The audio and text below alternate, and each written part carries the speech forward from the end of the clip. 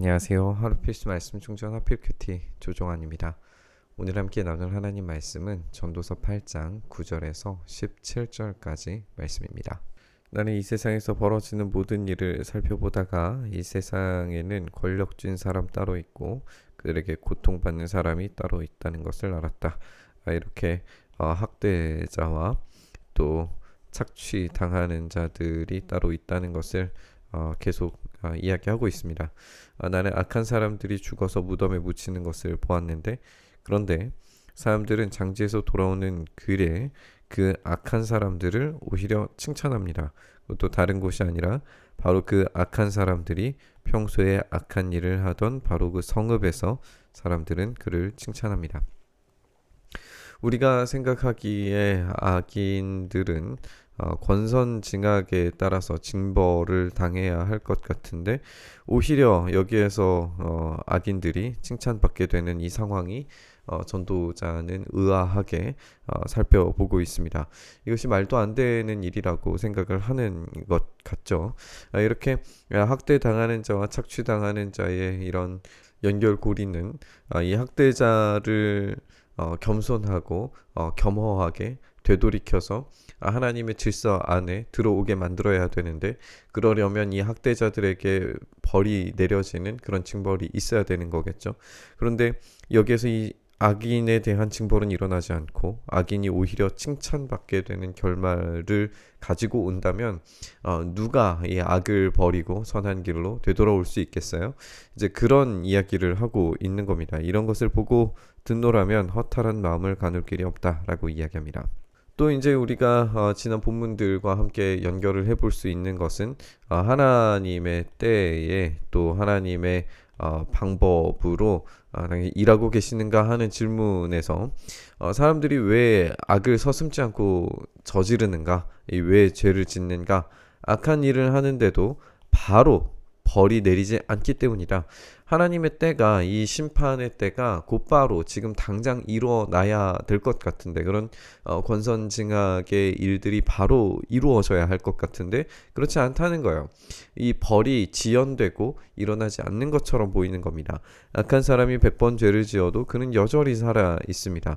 사람들이 말하는 말을 보면 하나님 앞에 경건하게 살면서 하나님을 두려워하는 사람은 모든 일이 다 잘 되지만, 악한 자는 하나님을 두려워하지 않으니 그가 하는 일이 잘 될 리 없으며 사는 날이 그림자 같고 한창 나이에 죽고 말 것이다라고 이렇게 이야기하고 있지만, 이것이 실제적 삶에서 경험되고 있지 않다는 거예요. 현실에서는 이런 악인들이 한창의 나이에 죽고 많은 이런 일들이 벌어지지 않고 있다는 겁니다. 이거는 이상적인 일일 뿐이지 해 아래에서 벌어지는 것은 영 딴판의 이야기라고 하는 거예요. 이 세상에서 헛된 일들이 벌어지고 있다. 악한 사람이 받아야 할 벌을 의인이 받는가 하면, 의인이 받아야 할 이 보상을 악인이 받고 있다라고 이야기를 하고 있습니다. 이 의인이 받아야 할 이 보상이 악인에게로 돌아갔을 때의 이 허탈함, 이 헛된 일을 이야기하고 있는 거죠. 이것이 어찌 헛되다고 말하지 않을 수 있겠는가? 이것은 너무나도 헛된 일이고 허무한 결론이다 라고 이야기를 하고 있습니다. 그렇기 때문에 이 생을 즐기라고 권하고 싶다라고 이야기하면서, 사람에게 먹고 마시고 즐기는 것보다 더 좋은 것이 세상에 없기 때문이다.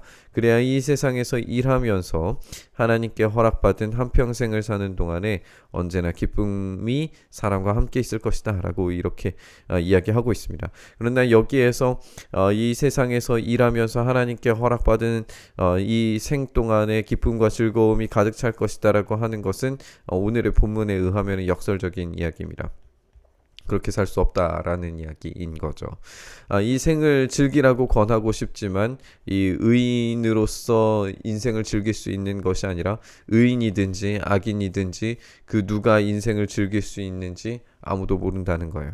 내가 마음을 다하여 지혜가 무엇인지를 알고자 했을 때에, 그리고 땅 위에서 밤낮 쉬지도 않고 수고하는 사람들의 수고를 살펴보았을 때에 이것을 깨닫습니다. 하나님이 하시는 모든 일을 두고서 나는 깨달은 바가 있는데, 그것은 아무도 이 세상에서 이루어지는 일을 이해할 수 없다라는 겁니다.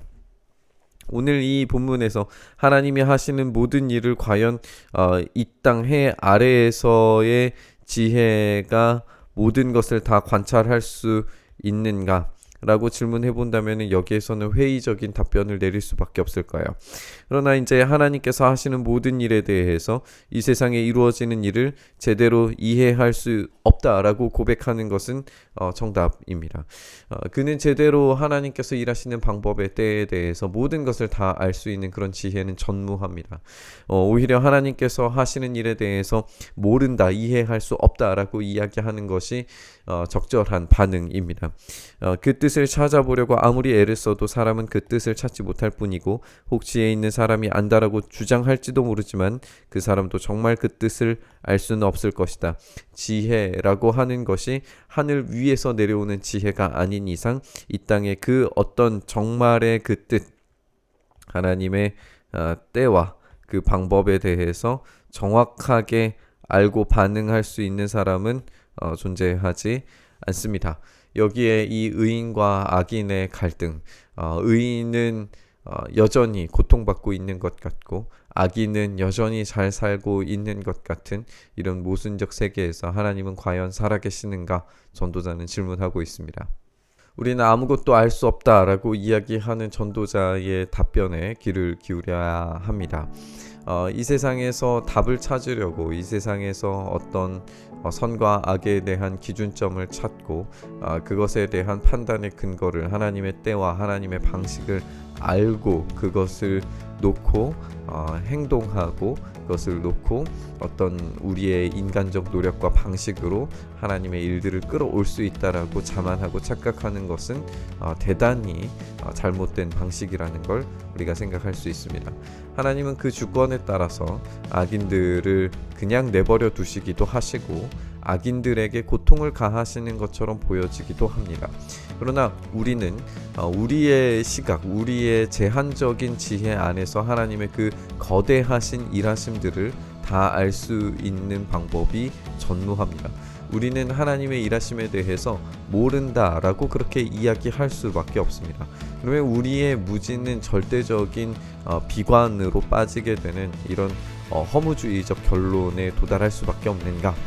그렇지 않습니다. 왜냐하면 성경의 전체적인 맥락에서 우리가 이 글을 읽었을 때에 우리의 호소와 하나님 어느 때까지입니까? 언제까지 침묵하시겠습니까? 라고 질문했던 시편의 질문, 그리고 예레미야의 질문, 그리고 요한계시록에 등장하는 그 질문에 대해서 우리 하나님께서 반드시 갚아주시고 반드시 응답하신다는 약속을 우리가 확고히 받았기 때문입니다.